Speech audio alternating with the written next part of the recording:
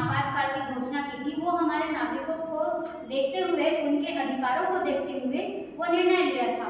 उसी के साथ ही हमारे जो देश में कौन सी घटनाएं हो रही हैं या इससे क्या दुष्परिणाम हो सकता है या फिर इससे क्या फायदा हो सकता है, इसको ध्यान में रखकर ये कानून बनाया गया था।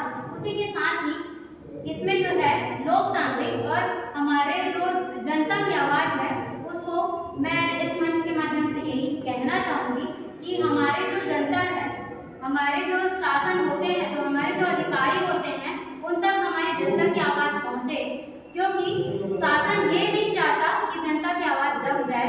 शासन ये भी नहीं चाहता कि क्योंकि जो शासन चल रहा है और जो अधिकारी बने हैं वो शासन से जुड़े हैं और उनको जनता ने खड़े किया है, क्योंकि बोलते हैं नेता नहीं नागरिक चाहिए। और एक नागरिक भी उठकर एक नेता बनता है। नेता का अर्थ ये नहीं होता है कि वो राज करे, नेता का अर्थ ये होता है कि वो एक लीडरशिप करे। वो एक लीडर है। अगर वो प्रधानमंत्री है तो वो पूरे देश का लीडर है और पूरे देश को वो अपने भाई बहन की तरह, अपने माता पिता की तरह, अपनी संतान की तरह, एक राजा की तरह वो पालन करता है, पोषण करता है, क्योंकि जनता जो है उनकी प्रजा है और जनता जो है उनके बच्चे हैं, तो उनके हित के लिए कार्य किया जाता है।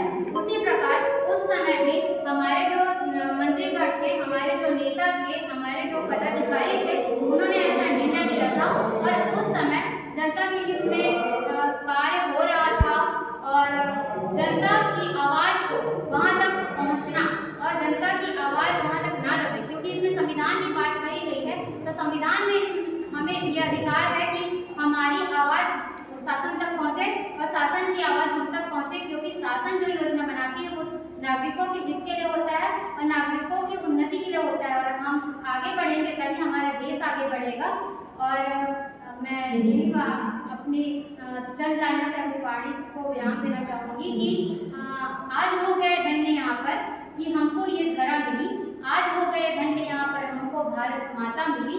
हो सौभाग्य हमारा ये, हो सौभाग्य हमारा ये, हर जननी को छत्तीसगढ़ महतारी और भारत माता की जय।